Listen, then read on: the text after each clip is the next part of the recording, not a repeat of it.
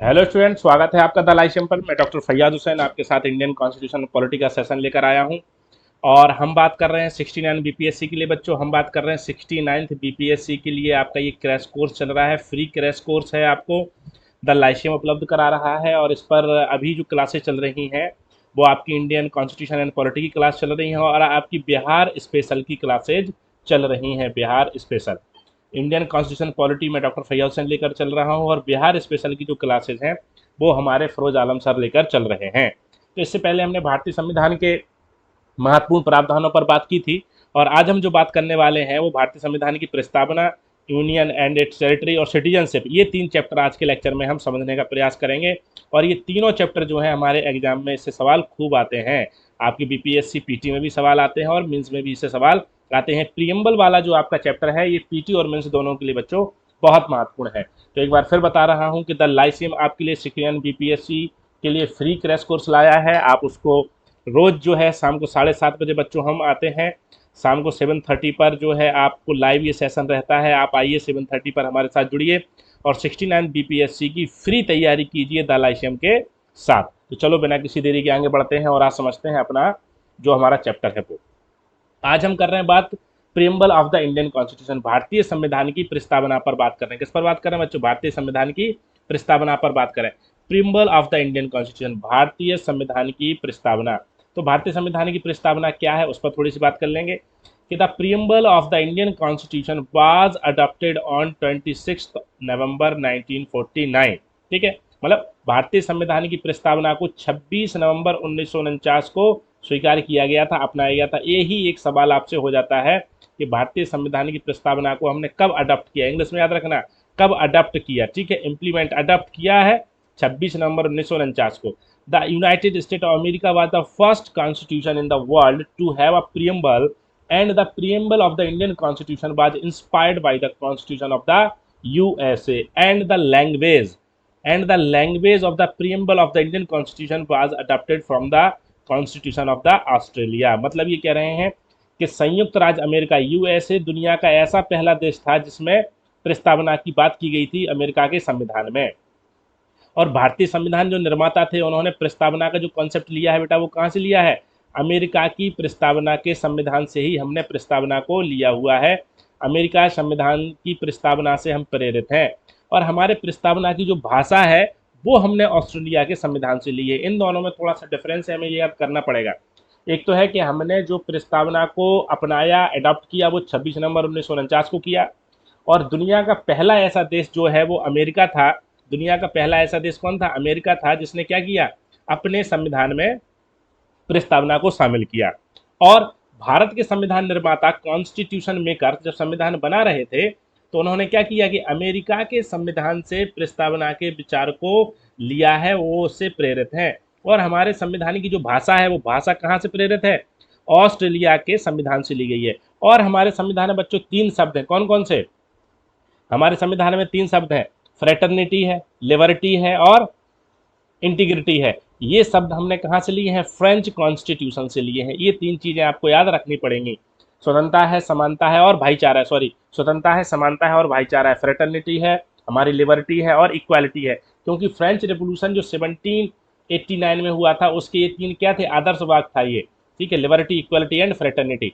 तो liberty, equality और fraternity का जो कॉन्सेप्ट है हमारे संविधान में या हमारी प्रस्तावना में, वो हमने कहाँ से लिया है? वो हमने फ्रांस के संविधान से लिया है। कहाँ से लिया है? फ्रांस के। तो भारत के संविधान की प्रस्तावना का जो सोर्स है वो 3 है। एक तो है कि हमारी प्रस्तावना को जो इंस्पायर्ड है हमारे संविधान निर्माता, वो यूएसए के संविधान से है। कहाँ से बेटा? यूएसए के संविधान से है। दूसरी बात, हमारे संविधान की प्रस्तावना की जो भाषा है, लैंग्वेज ऑफ द प्रियम्बल, वो कहाँ से ली गई है? ऑस्ट्रेलिया से ली गई है।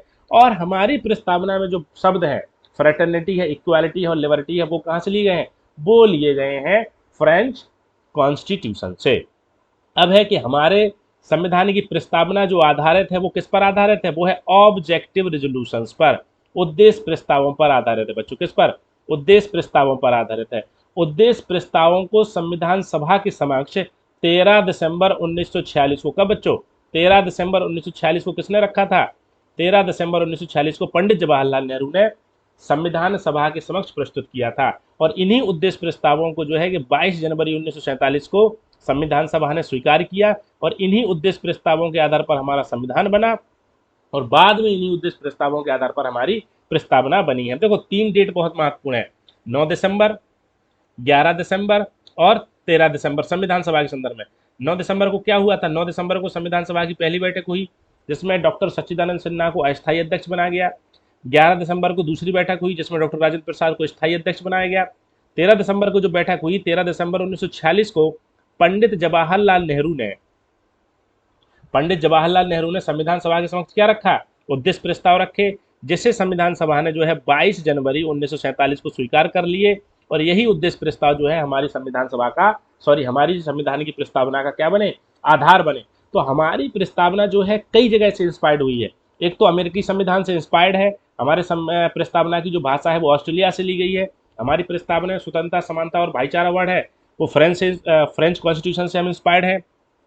और हमारी प्रस्तावना का जो पूरा आधार है, जो बेस है, वो है पंडित नेहरू के उद्देश्य प्रस्तावों से, जिन उद्देश्य प्रस्तावों को उन्होंने 13 दिसंबर 1946 को संविधान सभा के समक्ष रखा था और 22 जनवरी 1947 को संविधान सभा ने उन प्रस्तावों को स्वीकार कर लिया था। तो ये इंट्रोडक्शन था प्रस्तावना के बारे में, ठीक है। अब है कि हमारे प्रस्तावना के बारे में जो है शिक्षाविदों ने क्या कहा है, तो एक महत्वपूर्ण राइटर है N.K. पालकीवाला। क्या पालखीवाला होता है? पालकीवाला भी लिख सकते हैं आप इसको। कौन है? N.A. पालकीवाला। इन्होंने कहा है कि constitution preamble the identity card of the constitution. कह रहे हैं कि प्रस्तावना जो है वो संविधान का क्या है? आइडेंटिटी, पहचान पत्र होता है।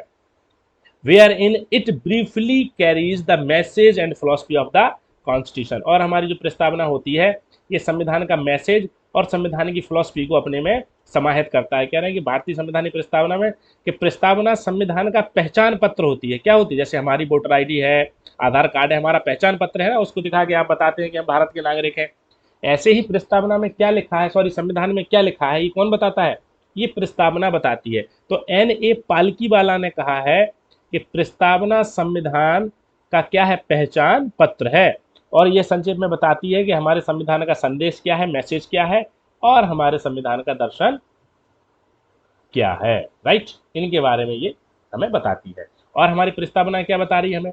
प्रस्तावना इंडिकेट कर रही है क्या? सोसाइटी के बारे में, जहां सोशल, इकोनॉमिक, पॉलिटिकल जस्टिस की बात हो रही है और ये जस्टिस किसके थ्रू आ रहा है? Fundamental rights and directive principle of state policy, universal and franchise है। तो इन सब बातों को भी हमारी प्रस्तावना बता रही है। ये कोट आपको, कोटेशन जो है याद रखना पड़ेगा। N.A. पालकीवाला का कोट जो है, इन्होंने कहा है कि preamble is an identity card of the constitution of India. भारतीय संविधान की प्रस्तावना को इन्होंने क्या कहा? प्रस्तावना का पहचान पत्र कहा है। अब देखिए थोड़ा सा प्रिम्बल के बारे में समझ लेते हैं कि हमारी प्रिम्बल है क्या, प्रस्तावना को क्या कहा गया है, प्रस्तावना कैसे लिखी गई है। तो प्रस्तावना कह रही है कि be the people of India having solemnly resolved to constitute India into a sovereign, socialist, secular and democratic republic and to secure to all its citizens क्या? जस्टिस। कैसा justice? Social, economic, political. Liberty कैसी? Thought की expression, belief, faith and worship. Equality किसकी? Status and opportunity. And to promote among them all fraternity, assuring the dignity of the individual and the unity and integrity of the nation in our constituent assembly to this 26th day of the November 1946। हम क्या कर रहे हैं?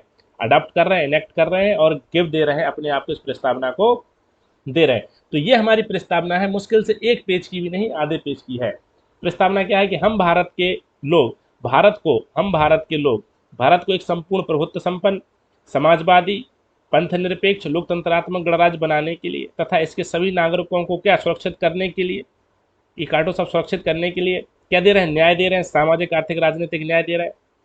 क्या? विचार, अभिव्यक्ति, विश्वास, धर्म और उपासना की स्वतंत्रता दे रहे हैं, पूजा की स्थिति और अवसर की समानता दे रहे हैं तथा उन सभी के बीच ठीक है, बंधुता, व्यक्ति गरिमा, राष्ट्र की एकता बढ़ाने के लिए क्या कर रहे हैं? 26 नवंबर 1949 को संविधान सभा को अंगीकृत कर रहे हैं और अधिनियमित कर रहे हैं। हिंदी वाले बच्चे, थोड़ा सा हिंदी का ट्रांसलेशन बहुत अच्छे से नहीं हो पाया है तो हिंदी में बोल दे रहा हूं, उसको आप चाहें तो लिख सकते हैं। क्या लिख सकते हैं? प्रस्तावना हिंदी में कैसी है सुन लो। हम भारत के लोग भारत को एक संपूर्ण प्रभुत्व संपन्न, समाजवादी, पंथ निरपेक्ष तथा लोकतंत्रात्मक गणराज्य बनाने के लिए तथा इसके सभी व्यक्तियों को सामाजिक, आर्थिक, राजनीतिक न्याय, विचार, अभिव्यक्ति, विश्वास, धर्म और उपासना की स्वतंत्रता तथा अवसर और प्रतिष्ठा की समता प्रदान कराने के लिए तथा उन सभी के बीच बंधुता, व्यक्ति गरिमा और राष्ट्र की एकता और अखंडता को बढ़ाने के लिए इस संविधान सभा में 26 नवंबर 1949 को संविधान को अंगीकृत, अधिनियमित और आत्मार्पित करते हैं। हिंदी की प्रस्तावना की भाषा कुछ ऐसी है जो मैंने बोलकर आपको बताई है। आप पॉज करके उसको लिख सकते हैं जिन्हें लिखना है, बाकी इंग्लिश में तो ये लिखी हुई है। तो ये हमारी प्रस्तावना है। अब प्रस्तावना हमें क्या बता रही है कि be the people of India, हम भारत के लोगों ने क्या बनाया, एक संविधान बनाया। और ये संविधान हमारा कैसा है, ये संविधान कैसा है, संप्रभु है, समाजवादी है, पंथ निरपेक्ष है, लोकतंत्रात्मक गणराज्य है। और इसके सभी व्यक्तियों को क्या मिलेगा, न्याय मिलेगा, जस्टिस मिलेगा। क्या मिलेगा बेटा, जस्टिस मिलेगा। तो जस्टिस कितने तरह का मिलेगा, सोशल मिलेगा, इकोनॉमिक मिलेगा, पॉलिटिकल मिलेगा, 3 तरह का जस्टिस मिलेगा। लिबर्टी, स्वतंत्रता कितने प्रकार की मिलेगी, thought, expression, belief, faith and worship, 5 प्रकार का आपको स्वतंत्रता मिल रही है। इक्वालिटी कितने प्रकार की मिलती है, स्टेटस एंड अपॉर्चुनिटी, 2 तरह की आपको इक्वालिटी मिल रही है। और देखो पहले जस्टिस वर्ड आया है, फिर आपका लिबर्टी आया है, और फिर क्या आया है, फिर इक्वालिटी आया है। तो इस सीक्वेंस में भी आपको याद रखने पड़ेंगे। पहले क्या आया है, जस्टिस आया है, फिर लिबर्टी आया है, फिर इक्वालिटी आया है, JLE इस टाइप से आया है। जस्टिस 3 तरह का है, सोशल, इकोनॉमिक, पॉलिटिकल। लिबर्टी कितने हैं, 5 प्रकार की, थॉट है, एक्सप्रेशन है, बिलीफ है, फेथ है, वर्शिप है। और इक्वालिटी आपकी 2 तरह की है। कितने तरह की, देखो 3, 2, 5 ऐसे रख सकते हो।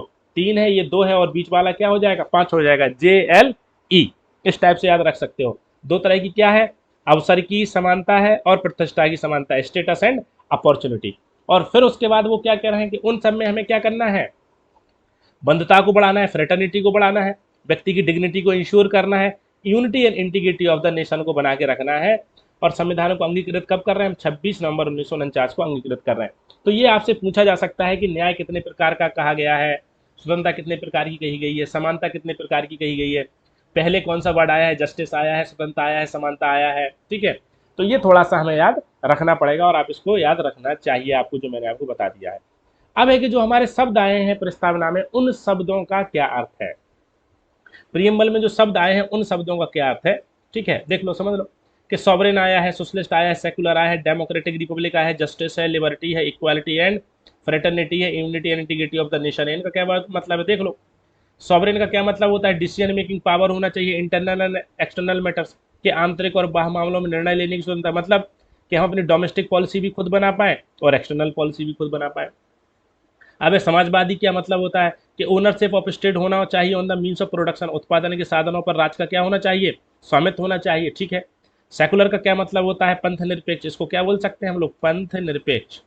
इसका मतलब होता है separation between state and religion, राज्य और धर्म के बीच अलगाव होना चाहिए। डेमोक्रेटिक का मतलब क्या होता है, लोगों का शासन। रिपब्लिक का मतलब क्या है, इलेक्टेड डायरेक्टली और इनडायरेक्टली हेड ऑफ नेशन, मतलब हेड ऑफ नेशन डायरेक्टली और इनडायरेक्टली लोगों द्वारा इलेक्ट होना चाहिए, निर्वाचित होना चाहिए। राष्ट्र का प्रमुख अप्रत्यक्ष या प्रत्यक्ष रूप से जनता द्वारा, उसको क्या बोलते हैं, गणराज्य। तो हम क्या हैं, हम सॉवरेन हैं, सोशलिस्ट हैं, सेकुलर हैं, डेमोक्रेटिक हैं, रिपब्लिक हैं। हम न्याय की बात की गई है, न्याय कितने तरह का बेटा, 3 तरह का। स्वतंत्रता कितने तरह की, 5 तरह की। और समानता कितने तरह की, 2 तरह की। सामाजिक, आर्थिक, राजनीतिक न्याय, विचार, अभिव्यक्ति, विश्वास, धर्म और उपासना की स्वतंत्रता, अवसर और प्रतिष्ठा की बेटा, अवसर एवं प्रतिष्ठा की समानता। ठीक है, ये बातें की गई हैं, ये की टर्म है हमारी प्रेम्बल में। और न्याय क्या है, सामाजिक, आर्थिक, राजनीतिक न्याय है, देख लो, सामाजिक, आर्थिक एवं राजनीतिक न्याय है। ठीक है, और स्वतंत्रता क्या है, विचार, अभिव्यक्ति, विश्वास, धर्म और उपासना। तो ये की टर्म है हमारे। अब है कि सवाल ये आता है, क्या हमारी प्रेम्बल जो है वो कॉन्स्टिट्यूशन का एक पार्ट है। ठीक है, क्या हमारी प्रस्तावना संविधान का एक भाग है, क्या संविधान का एक भाग है हमारी प्रस्तावना।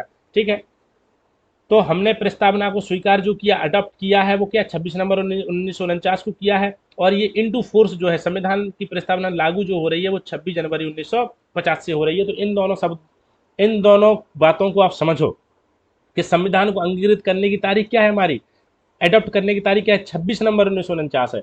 लेकिन हमारा संविधान जो लागू होता है वो 26 जनवरी 1950 को होता है। पहले केस आया बेरूबारी केस, कौन सा बेटा, बेरूबारी केस 1960 में। इसमें सुप्रीम कोर्ट ने कहा Supreme Court in the Berubari Union case provided its opinion that the preamble is the key to understand the mind of the constitution maker. The preamble is separate from the constitution and it is not a part of it. Berubari संघ के मामले में supreme court ने कहा कि संविधान निर्माताओं के मन को समझने के लिए प्रस्तावना महत्वपूर्ण है, लेकिन प्रस्तावना संविधान से अलग है और संविधान का हिस्सा नहीं है। मतलब कि बेरूबारी मामले में हमारी सुप्रीम कोर्ट ने यह निर्णय दिया कि प्रस्तावना संविधान का भाग नहीं है, संविधान का भाग नहीं है। ये बेरूबारी मामले में इन्होंने कहा भाग नहीं। क्लियर। लेकिन बाद में केशवानंद भारती के सभी जानते हैं 1973 केशवानंद भारती केस में सुप्रीम कोर्ट ने अपने डिसीजन को बदला और कहा कि प्रीएम्बल जो है क्या है, संविधान का एक भाग है और इसमें बदलाव किया जा सकता है। प्रस्तावना संविधान का एक हिस्सा है और इसमें संशोधन किया जा सकता है, ये इन्होंने कहा इस मामले में। तो अगर आपसे ये सवाल पूछा जा रहा है कि वर्तमान में, देखो अगर आपसे एग्जाम में ये सवाल आ रहा है कि क्या वर्तमान में प्रस्तावना संविधान का एक भाग है, तो आप कहोगे कि हाँ, वर्तमान में प्रस्तावना संविधान का एक भाग है। अगर आपसे ये सवाल पूछा जा रहा है कि संविधान लागू होने के समय से ही प्रस्तावना को संविधान का एक भाग माना जाता है, तो आप कहेंगे कि बिल्कुल नहीं माना जाता है, क्योंकि 1973 में सुप्रीम कोर्ट ने आके माना कि प्रस्तावना क्या है, संविधान का एक भाग है। तो मूल रूप से याद रखना, मूल रूप से originally preamble was not a part of the constitution. आरंभिक रूप से, मूल रूप से प्रस्तावना संविधान का भाग नहीं थी। In the Kesavananda Bharati case 1973 supreme court declared that the preamble is a part of the constitution. Kesavananda Bharati मामले में उच्चतम न्यायालय ने कहा कि एक भाग है। तो इस प्रकार से वो सवाल आपको घुमा सकते हैं। वर्तमान होगा, एक तो शब्द क्या होगा बेटा, एक शब्द होगा वर्तमान। तो वर्तमान में हम लोग ये मानेंगे कि प्रस्तावना संविधान का भाग है। अगर वो कहें कि मूल रूप से आरंभिक रूप से originally when constitution implemented adopted, तब हम कहेंगे कि प्रस्तावना संविधान का भाग नहीं थी, क्योंकि प्रस्तावना को 1973 में संविधान का भाग माना गया है, ना कि आरंभिक रूप से। अब बात है कि क्या प्रस्तावना में संशोधन किया जा सकता है। अब ये महत्वपूर्ण सवाल है, ये क्या है, क्वेश्चन है कि क्या प्रस्तावना में संशोधन किया जा सकता है। तो जैसे मैंने कहा कि केशवानंद भारती केस, कौन सा, केशवानंद भारती केस 1973, इसमें क्या कहा सुप्रीम कोर्ट ने, केशवानंद भारती केस, देख लो ये लिखा है केशवानंद भारती केस, कहा कि preamble is the part of the constitution, in it can be amended and it is subject to judicial review. कहा कि प्रस्तावना में संशोधन भी हो सकता है और ये जुडिशियल रिव्यू भी इसका किया जा सकता है, इसमें संशोधन किया जा सकता है और यह न्यायिक समीक्षा के अधीन भी है। मतलब कि प्रस्तावना में सुप्रीम कोर्ट ने 1973 में केशवानंद भारती बाद में यह घोषणा की है कि प्रस्तावना में संशोधन किया जा सकता है। तो अब सवाल है कि प्रस्तावना में कब संशोधन किया गया। सुप्रीम कोर्ट ने 1973 में कहा, 1973 में सुप्रीम कोर्ट ने कहा कि the preamble of the constitution can be amended, मतलब प्रस्तावना में संशोधन किया जा सकता है। तो 42वें संविधान संशोधन 1976, देखो ठीक 3 साल बाद, कितने साल बाद, ठीक 3 साल बाद इंदिरा गांधी सरकार ने, किसने, इंदिरा गांधी सरकार ने, ठीक 3 साल बाद इंदिरा गांधी सरकार ने 42वां संविधान संशोधन किया, जिसको हम क्या मानते हैं बच्चों, मिनी कॉन्स्टिट्यूशन मानते हैं। क्या मानते हैं, मिनी कॉन्स्टिट्यूशन मानते हैं। और बोलो, आंसर करो कमेंट बॉक्स में कि 42nd कॉन्स्टिट्यूशनल अमेंडमेंट एक्ट 1976 को मिनी कॉन्स्टिट्यूशन क्यों कहा जाता है, इसके बारे में कमेंट लिखो जल्दी। क्यों कहा जाता है, कमेंट लिखो। 42वें संविधान संशोधन को मिनी संविधान क्यों कहा जाता है, मिनी संविधान क्यों कहा जाता है, इस पर कमेंट लिखो। तो 1973 में उच्चतम न्यायालय ने कहा कि ठीक है, प्रस्तावना में संशोधन किया जा सकता है। उसके ठीक 3 साल बाद जो है कि 42वें संविधान संशोधन 1976 के द्वारा इंदिरा गांधी सरकार ने क्या किया, प्रस्तावना में संशोधन किया और प्रस्तावना में 3 शब्द जोड़ दिए, सोशलिस्ट, सेकुलर और इंटीग्रिटी। क्या जोड़ दिया, सोशलिस्ट, सेकुलर और इंटीग्रिटी, मतलब समाजवादी जोड़ दिया, धर्मनिरपेक्ष जोड़ दिया और अखंडता जोड़ दिया। अब थोड़ा सा यहाँ है, देखो ये हमारी प्रस्तावना है। हमारी प्रस्तावना में क्या क्या, सोशलिस्ट, सेकुलर और इंटीग्रिटी, क्या इंटीग्रिटी, ये जोड़े गए 42वें संविधान संशोधन से। इसका मतलब है कि 42वें संविधान संशोधन मतलब कि वर्ष 1976 से पहले हमारी प्रस्तावना में कौन कौन से वर्ड नहीं थे? सोशलिस्ट नहीं था, सेकुलर नहीं था और इंटीग्रिटी नहीं थी। मतलब क्या था? सॉवरेन था, डेमोक्रेटिक रिपब्लिक था, बाकी जस्टिस सब था ये। और यहाँ क्या नहीं, यहाँ फ्रेटर्निटी था, डिग्निटी ऑफ इंडिविजुअल था और यूनिटी था। तो आपसे पूछ सकते हैं कि आरंभिक रूप से हमारी संविधान की प्रस्तावना में कौन कौन से शब्द थे, कौन कौन से शब्द थे या कौन कौन से शब्द नहीं थे। अगर वो कहें कि कौन कौन से शब्द नहीं थे तो क्या कहोगे? समाजवादी, पंथ निरपेक्ष और अखंडता नहीं था, क्योंकि ये तो 42वें संविधान संशोधन 1976 से जोड़े गए। तो ये शब्द पहले नहीं पाए जाते थे हमारी प्रस्तावना में। कौन कौन से शब्द थे? तो कहेंगे कि संप्रभु शब्द था, क्या था? लोकतांत्रिक शब्द था। ध्यान से सुनना इन सब बातों को। लोकतांत्रिक शब्द था। और कौन सा शब्द था? गणराज्य था, सॉवरेन था, डेमोक्रेटिक था, रिपब्लिक था, न्याय था, जस्टिस था, स्वतंत्रता था, लिबर्टी थी, समानता था, इक्वालिटी थी, व्यक्ति की गरिमा भी था, ठीक है, व्यक्ति की गरिमा, और बंधुता भी था और एकता भी था, ठीक है। Sovereignty, democratic, Republic, justice, liberty, equality, dignity of individual, fraternity और यूनिटी, ये तो था। लेकिन क्या नहीं था बेटा? सेकुलर, सेकुलर नहीं था, सोशलिस्ट नहीं था और इंटीग्रिटी नहीं थी। ये याद रखना पड़ेगा, ये सवाल आपसे पूछते हैं, इनका डिफरेंस आपको याद करना पड़ेगा, क्योंकि ये तीन शब्द जो है 1976 में जोड़े गए थे। तो इस वाली बात को आपको समझना होगा और इस वाली बात को समझ के ही आपको सवाल सॉल्व करना होगा। क्योंकि वो इसमें एक आध शब्द दे देगा यहाँ से, समाजवादी, पंथ निरपेक्ष और अखंडता से देके, और आपको क्या कर देगा? आपको कंफ्यूज कर देगा। तो इस बात को याद रखना है। और अभी आपसे सवाल और पूछा जा सकता है कि हमारी प्रस्तावना में अब तक कितनी बार संविधान संशोधन किया गया है? ये सवाल बन गया एक। हमारी प्रस्तावना में अब तक कितनी बार संविधान संशोधन किया गया है? तो कहोगे ओनली वन टाइम, केवल एक बार ही संविधान संशोधन किया गया है और वो किया गया है 42वें संविधान संशोधन से। तो देखो, हम डिस्कशन तो कर रहे हैं, लेकिन डिस्कशन के साथ साथ हम संभावित प्रश्नों पर भी सोच रहे हैं कि सवाल कैसे बन सकता है, या फिर ये कहो कि प्रीवियस सवालों को भी मैं डिस्कस करता जा रहा हूं आपके साथ कि कैसे सवाल बन सकते हैं, ठीक है। तो इस बात को याद रखना। अब आपसे एक सवाल ये भी पूछा जाता है कि क्या हमारी प्रस्तावना न्याय संगत है? Is preamble justiciable? तो कहेंगे कि प्रियम्बल जस्टिसिएबल नहीं है। प्रस्तावना कैसी है बच्चों? गैर न्यायोचित है। गैर न्यायोचित का क्या मतलब होता है? कि जो बातें प्रस्तावना में लिखी हैं उन बातों के आधार पर हम न्यायालय नहीं जा सकते हैं। कहाँ नहीं जा सकते हैं? न्यायालय नहीं जा सकते हैं, ठीक है। तो ये देखो, हमने बात करी कि प्रेमबल को कब अपनाया गया, कैसे अपनाया गया, ऑब्जेक्टिव रिजोल्यूशन की बात करी, प्रेमबल के बारे में एन ए पालकीवाला ने क्या कहा, हमारी प्रेमबल क्या है। फिर हमने कहा कि प्रेमबल में जो शब्द हैं हमारे, उनकी डेफिनेशंस क्या होती हैं। कहा कि क्या प्रेमबल हमारे संविधान का एक भाग है, उसको भी देखा बेरूबारी केशवानंद भारती मामले में। क्या प्रस्तावना में संशोधन किया जा सकता है? तो कहा कि हाँ, किया जा सकता है। और अभी तक केवल एक ही संशोधन किया गया है, 42वां संविधान संशोधन। 42वें संविधान संशोधन से क्या क्या जोड़ा गया? समाजवादी, धर्मनिरपेक्ष और अखंडता जोड़ा गया, और एक ही बार संशोधन हुआ है। फिर है कि क्या प्रस्तावना न्याय संगत है? तो हमने कहा कि न्याय संगत नहीं है, प्रस्तावना को न्यायालय में नहीं ले जाया जा सकता है। तो ये तो बात हुई प्रस्तावना की। अब हम पढ़ते हैं हमारे संविधान का पार्ट वन। क्या पढ़ रहे हैं बच्चों? संविधान का पार्ट वन, भारतीय संविधान का भाग एक। क्या पढ़ रहे हैं? भाग एक, पार्ट वन पढ़ रहे हैं। पार्ट वन का टाइटल क्या है, शीर्षक क्या है? Union and it's territory. क्या है इसका? और इसमें जो आर्टिकल है, इसके जो आर्टिकल है वो 1 से लेके 4 तक है। कितने? 1 से लेके 4 तक। हमारे संविधान का जो भाग एक है, भाग एक का टाइटल है संघ और उसके क्षेत्र। और इसमें जो अनुच्छेद शामिल किए गए हैं, अनुच्छेद, वो 1 से लेके 4 तक, मतलब 1 2 3 4, 4 अनुच्छेद इसमें आते हैं, ठीक है।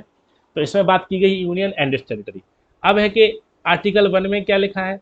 आर्टिकल वन कह रहा है कि इंडिया, क्या कहता है आर्टिकल वन? कि India that is Bharat, India that is Bharat shall be the union of states. Article एक क्या कह रहा है? आर्टिकल एक कह रहा है कि इंडिया, जो कि भारत है, राज्यों का संघ होगा। मतलब भारत को एक संघ है, ये बात की गई है आर्टिकल 1 में। और राज्यों के जो नाम है, संघ का नाम और उसके क्षेत्र का उल्लेख कहाँ किया गया है? ये किया गया है अनुसूची 1 में। याद रखना इस बात को बेटा। ये जो हमारे संविधान का पार्ट 1 का आर्टिकल 1 है, आर्टिकल 1 में लिखा है कि India that is Bharat shall be the union of state. India जो कि भारत है, राज्यों का एक संघ होगा। तो ये राज्य संघ के राज्यों के नाम और उसके यूनियन टेरिटरीज के नाम कहाँ लिखे हैं? अनुसूची 1 में लिखे हैं। आर्टिकल 1 क्या कह रहा है कि एडमिशन और establishment of a new state, नए राज्य का प्रवेश या स्थापना। अनुच्छेद 2 कह रहा है कि मान लो कि हमने पाकिस्तान से, बांग्लादेश से कोई जमीन ले ली है और उसमें हम नया राज्य स्थापित करना चाहते हैं, तो उसका प्रावधान किया गया है और केंद्र नए राज्य को स्थापित कर सकता है। आर्टिकल 3 क्या कह रहा है? Formation of new states and alteration of areas, boundaries और नेम्स ऑफ एग्जिस्टिंग स्टेट्स। देखो, आर्टिकल 2 जो बात करता है वो न्यू स्टेट्स की बात करता है, और ये कहता है एग्जिस्टिंग स्टेट्स, मतलब जो अभी राज्य है। भारत में मान लो 28 राज्य हैं, तो एग्जिस्टिंग 28 राज्यों के नाम में, उनकी बाउंड्रीज में, उनके एरियाज में, उनकी सीमाओं कम कर सकते हैं और उस राज्य से कोई एक नया राज्य बना सकते हैं। दो राज्यों को मिला के कोई एक राज्य बना सकते हैं जो एग्जिस्टिंग स्टेट्स हैं। तो अगर एग्जिस्टिंग स्टेट्स मतलब कि जो वर्तमान राज्य हैं, उन राज्यों के नाम में, उनकी सीमा में, उनके क्षेत्रफल में, उनकी सीमा में कमी करना है, दो राज्यों को मिला के एक राज्य बनाना है, एक राज्य से दो राज्य बनाने हैं, तो ये वाला जो बात की गई है वो की गई है भारतीय संविधान के भाग 3 में ये बात की गई है। भाग 2 जो बात करता है वो न्यू स्टेट्स की बात करता है, और आर्टिकल 2 जो बात करता है वो न्यू स्टेट्स की बात करता है, और आर्टिकल 3 जो बात करता है वो किसकी बात करता है बेटा? वो करता है एग्जिस्टिंग स्टेट्स की बात। अब है आर्टिकल 4 क्या कह रहा है कि laws made under article 2 and article 3 to provide for the amendment of the first and fourth schedules and supplemental. ठीक है, कह रहे हैं कि अनुच्छेद 2 और अनुच्छेद 3 के तहत बनाई गई विधियां जो पहली और चौथी अनुसूची को में बदलाव करेंगे। देखो, अगर हमने मान लो कि भारत में कोई नया राज्य शामिल कर लिया, ठीक है, और हमने भारत में कोई एक राज्य से दो राज्य बना दिए हैं, दो राज्यों को मिला के एक राज्य बना दिया, तो इससे जो राज्य बनेंगे या जो राज्य भारत में शामिल होंगे, उनसे कहाँ चेंज होगा? उनसे जो चेंज होगा वो पहली अनुसूची फर्स्ट शेड्यूल और चौथी अनुसूची में चेंज होगा। याद रखना इस बात, कहाँ होगा? पहली अनुसूची में होगा और चौथी अनुसूची में होगा। अब एक पहली अनुसूची में क्या है? अभी मैंने बताया कि पहली अनुसूची में राज्य और केंद्र शासित प्रदेशों के नाम दिए गए हैं। चौथी अनुसूची में क्या है? कहा कि चौथी अनुसूची में जो है वो है कि राज्यसभा की सीटों का राज्यों में आवंटन। ठीक है, allocation of the seats of Rajya Sabha to the states, राज्यों में सीटों का आवंटन किया गया है। मान लो कि हमने कोई एक नया राज्य भारत में मिला लिया पाकिस्तान की सीमा का, या उत्तर प्रदेश से दो राज्य बना दिए, या उत्तर प्रदेश मध्य प्रदेश को मिला के एक राज्य बना दिया, तो पहली अनुसूची में चेंज होगा, बिल्कुल होगा, और चौथी अनुसूची में भी चेंज होगा, फोर्थ शेड्यूल में। क्यों होगा? क्योंकि वहां राज्यों को राज्यसभा की सीटों का आवंटन किया गया है। तो ये आर्टिकल 4 कह रहा है कि अगर आर्टिकल 1 में कोई बदलाव हो रहा है, आर्टिकल 2 में कोई बदलाव हो रहा है, आर्टिकल 3 में कोई बदलाव हो रहा है, तो उससे होने वाले बदलावों से कहाँ भी बदलाव होगा? पहली अनुसूची और चौथी अनुसूची में होगा। तो ये कह रहे हैं कि चौथी अनुसूची और पहली अनुसूची में भी हमें संबंधित बदलाव करने होंगे, जो कि राज्यों के नाम में बदलाव हो रहा है, उनके भूभाग में बदलाव हो रहा है, और राज्यों को लोकसभा की सीटों के आवंटन में जो बदलाव हो रहा है उसका उल्लेख हमें पहली अनुसूची और चौथी अनुसूची में करना होगा। ठीक है, तो ये बात की गई है यूनियन एंड टेरिटरी। और देखो, बीपीएससी के लिए ये उतना ही पढ़ा रहा हूँ जितना कि हमारे लिए प्रीलिम्स के लिए बहुत ज़्यादा जरूरी है। अगर यही मेंस की क्लास होती तो फिर हम इसमें समझते हैं कि what is the difference between union and federal. फिर हमने भारत को यूनियन क्यों कहा? क्योंकि हमारा केंद्र जो है शक्तिशाली है, क्वासी फेडरल है। उन सारी चीज़ों को हम समझने की कोशिश करते हैं, लेकिन हम जो बात कर रहे हैं केवल पीटी के संदर्भ में ही बात कर रहे हैं। तो ये हमारा पार्ट 1 हुआ, जिसका टाइटल है the union and it's territory, भाग 1 संघ और उसके राज्य क्षेत्र। इसमें 4 अनुच्छेद हैं, अनुच्छेद 1, अनुच्छेद 2, अनुच्छेद 3 और अनुच्छेद 4। अनुच्छेद 1 में लिखा है कि India that is Bharat shall be the union of state. अनुच्छेद 2 में लिखा है कि नए स्टेट्स का एस्टेब्लिशमेंट, उसका एडमिशन। अनुच्छेद 3 में लिखा है कि जो एग्जिस्टिंग स्टेट्स हैं उनके नाम में, भूभाग में, क्षेत्रफल में एक राज्य से दो राज्य बनाना, दो राज्य से मिला के एक राज्य बनाना का उल्लेख किया गया है। और अनुच्छेद 4 में लिखा है कि अगर हम अनुच्छेद 2 में और अनुच्छेद 3 में बदलाव करते हैं तो पहली अनुसूची और चौथी अनुसूची में भी बदलाव होगा, तो उस अनुसूची में भी हमें बदलाव करना होगा। तो ये आर्टिकल हमें थोड़े से बच्चों याद रखना पड़ेगा, कभी कभी आपसे पूछ सकता है। अब है हमारे संविधान का पार्ट 2, जो कि हमारे लिए कुछ कुछ मामलों में महत्वपूर्ण हो जाता है। क्या है? संविधान का भाग 2, और भाग 2 जुड़ा हुआ है नागरिकता से। और इसके जो अनुच्छेद हैं बेटा, जो अनुच्छेद हैं वो क्या है? अनुच्छेद 5 से लेकर 11 तक इसमें दिए गए हैं। हमारे संविधान के भाग एक में अनुच्छेद 1 से 4 तक था। भाग 2 जो कि नागरिकता से जुड़ा हुआ है, उसमें जो अनुच्छेद है वो 5 से लेकर 11 तक है। तो अनुच्छेद 5 क्या कह रहा है समझो। कह रहा है कि citizenship at the commencement of the constitution, संविधान के प्रारंभ में नागरिकता की बात करता है अनुच्छेद 5। अनुच्छेद 6 क्या कह रहा है? Rights of citizenship of certain person who have migrated to India from Pakistan, Pakistan से भारत आए कुछ व्यक्तियों की नागरिकता का अधिकार। ठीक है। अब अनुच्छेद 7 क्या कह रहा है? Rights of citizenship of certain migrate to Pakistan, Pakistan में कुछ प्रवासियों की नागरिकता जो भारत से पाकिस्तान चले गए। ठीक है। अनुच्छेद 8 क्या कह रहा है? Rights of citizenship of certain person of Indian origin residing outside India, Bharat के बाहर रहने वाले भारतीय मूल कुछ व्यक्तियों की नागरिकता का अधिकार। ठीक है। इंडियन ओरिजिन पर्सन है, उनकी बात की गई है। आर्टिकल 9 क्या कह रहा है? कि person voluntarily acquiring citizens of a foreign state not to be citizens, स्वेच्छा से किसी विदेशी राज्य की नागरिकता प्राप्त करने वाले व्यक्ति जो है वो भारत के नागरिक नहीं रहेंगे। ये आर्टिकल 9 में कहा गया है। अनुच्छेद 10 क्या कह रहा है? Constituents of the city rights of citizenship. ठीक है। नागरिकता के अधिकारों की निरंतरता, कंटिन्यूटी। ठीक है, कि कैसे यह नागरिकता के अधिकार जो है वो बने रहेंगे। अब है कि आर्टिकल 11 क्या कह रहा है? Parliament to regulate the right of citizenship by law, संसद कानून द्वारा नागरिकता के अधिकार को बनाए रख सकती है। देखो, अगर आप लोग चाहें तो 5, 6, 7, 8, 9 और 10 को याद ना भी करें तो भी चलेगा। आपके बीपीएससी के लिए क्या होगा? तो भी चलेगा, एक दो बार देख लेंगे तो भी चलेगा। लेकिन आर्टिकल 11 को आपको बच्चों याद करना ही होगा। क्या करना होगा? आर्टिकल 11 को याद करना ही होगा, क्योंकि आपसे सवाल पूछ सकता है कि भारत में नागरिकता संबंधी कानून बनाने का अधिकार किसके पास है? भारत में नागरिकता संबंधी कानून बनाने का अधिकार किसके पास है? कहेगा संसद के पास है, राज्य विधानसभा के पास है, केवल संसद के पास है, केवल राज्य विधानसभा के पास है, एक से अधिक है, इनमें से कोई नहीं। तो ये जो नागरिकता संबंधी कानून बनाने का जो अधिकार है, तो वो अधिकार केवल और केवल किसके पास है? केवल और केवल पार्लियामेंट के पास है। और ये हमें कौन बता रहा है? ये बता रहा है article 11 of the Indian constitution. भारतीय संविधान का अनुच्छेद 11 ये कह रहा है, क्या कह रहा है? भारतीय संविधान का अनुच्छेद 11 कह रहा है कि भारत में नागरिकता संबंधी कानून बनाने का जो अधिकार है, नागरिकता संबंधी कानून बनाने का जो अधिकार है वो ओनली, याद रखना, क्या? ओनली पार्लियामेंट के पास है। राज्य के विधानमंडल, विधानसभा, लेजिस्लेटिव असेंबलीज जो है वो नागरिकता संबंधी कानून नहीं बना सकते हैं। क्लियर? तो आर्टिकल 11 हमें याद रखना पड़ेगा।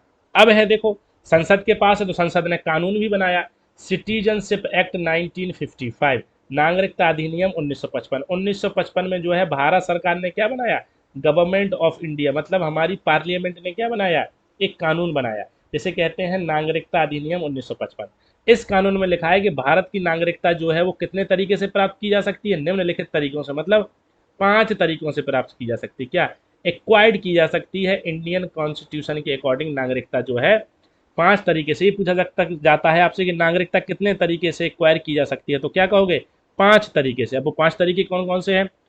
सिटीजनशिप बाय बर्थ, जन्म से नागरिकता, अगर कोई व्यक्ति भारत में पैदा हुआ है तो नागरिकता मिल जाएगी। ठीक है। सिटीजनशिप बाय डिसेंट, वंश, किसी व्यक्ति के माता पिता जो हैं वो भारत के निवासी हैं, वो व्यक्ति अपने आप भारत का नागरिक हो जाएगा। सिटीजनशिप ऑफ रजिस्ट्रेशन, अगर कोई व्यक्ति जो है कि पंजीकरण करा लेता है भारत में नागरिकता, विदेश का रहने वाला है और भारत आके उसने पंजीकरण करा लिया तो भारत का नागरिक हो जाएगा। वहां की नागरिकता छोड़ देगा, भारत की नागरिकता का पंजीकरण करा लेगा। सिटीजनशिप बाय नेचुरलाइजेशन, देशीकरण द्वारा नागरिकता, मतलब कि कोई व्यक्ति अगर भारत में एक निश्चित समय तक रहता है, कितना? 7 ईयर्स तक भारत में रहता है, 7 साल तक भारत में रहता है, तो भारत में देशीकरण हो जाता है उसका और वो भारत का नागरिक बन जाएगा। Citizenship by the incorporation of territory by the government of India, अगर भारत की सरकार, मान लो कि भारत की सरकार का युद्ध हुआ पाकिस्तान से, तो याद रखना और पाकिस्तान से युद्ध हुआ और पाकिस्तान का हमने कोई हिस्सा भारत ने अपने अधिकार क्षेत्र में ले लिया, तो अब वो पाकिस्तान का हिस्सा भारत का हो जाएगा। तो जो पाकिस्तान का हम भूमि अपने अधिकार क्षेत्र में लेंगे तो उसके साथ कुछ पाकिस्तानी नागरिक भी भारत आएंगे, तो उन नागरिकों को हम नागरिकता देंगे। तो वो जो नागरिकता दी जाएगी वो यही कहलाएगी citizenship by the incorporation of the territory. किसी देश के क्षेत्र को अगर हमने उसका निगमन कर लिया है, उसको अपने अधिकार क्षेत्र में ले लिया है, तो वहां के नागरिक भी भारत के नागरिक हो जाएंगे। तो भारत में नागरिकता एक्वायर करने की, नागरिकता प्राप्ति की कितने तरीके हैं बेटा? 5 तरीके हैं। Citizenship by birth, citizenship by decent, registration, naturalisation and incorporation of the territory. ये सवाल आपसे आपकी परीक्षा में पूछा जा सकता है कि नागरिकता प्राप्ति के कितने तरीके हैं। तो 5 तरीके हैं और ये तरीके आपको याद होने चाहिए। अब है कि नागरिकता त्यागने के कितने तरीके हो सकते हैं। टर्मिनेशन ऑफ सिटीजनशिप, नागरिकता के त्यागने के तरीके।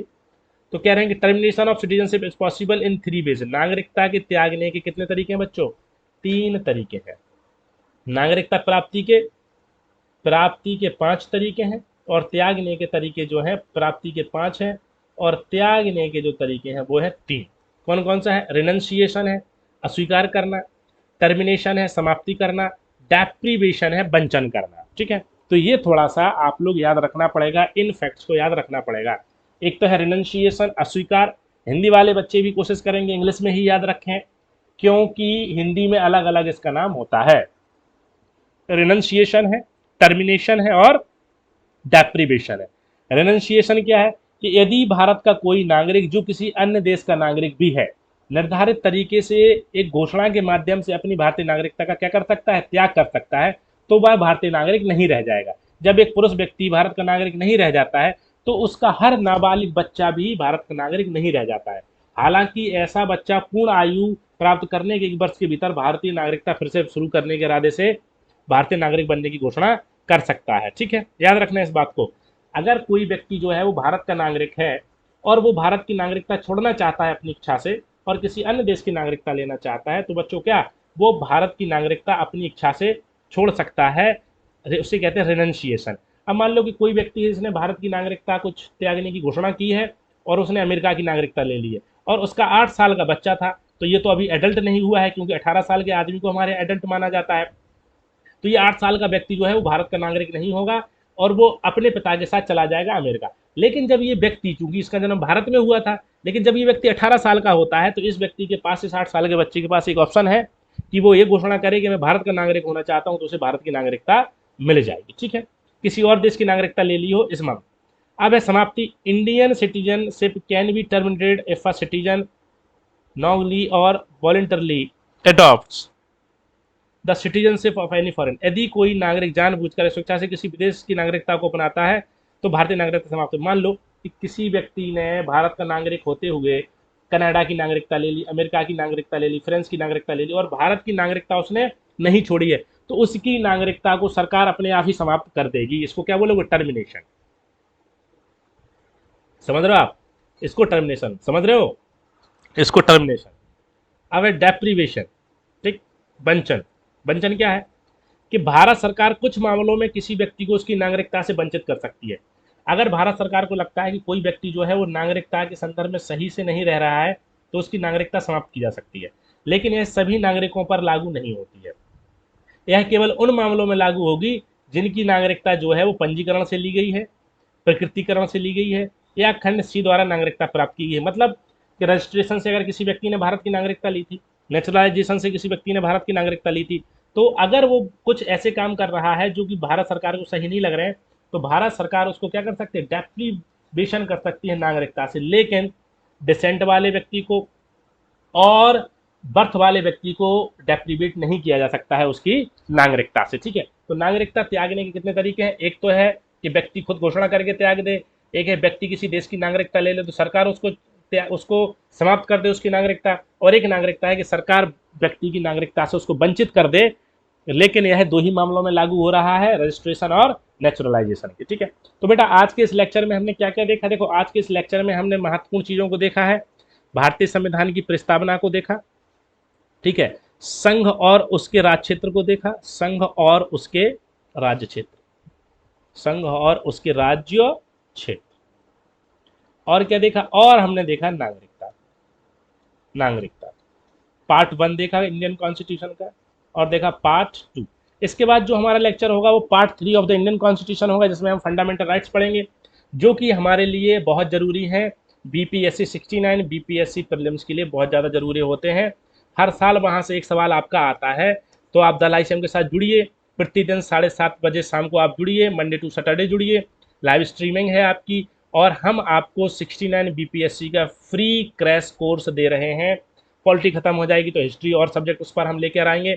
आप मेरे साथ जुड़िए, डॉक्टर फैयाज हुसैन के साथ जुड़िए। और हम मुखर्जी नगर से लाइव पढ़ा रहे हैं, ये लेक्चर नंबर 6 है हमारा। और अगर आपको हमारी चीज़ें पसंद आ रही हैं, आपको लग रहा है कि ये आपके लिए उपयोगी है, महत्वपूर्ण है, तो आप चैनल को सब्सक्राइब करिए, हमारे वीडियो को लाइक करिए, लाइक ज़रूर करिए।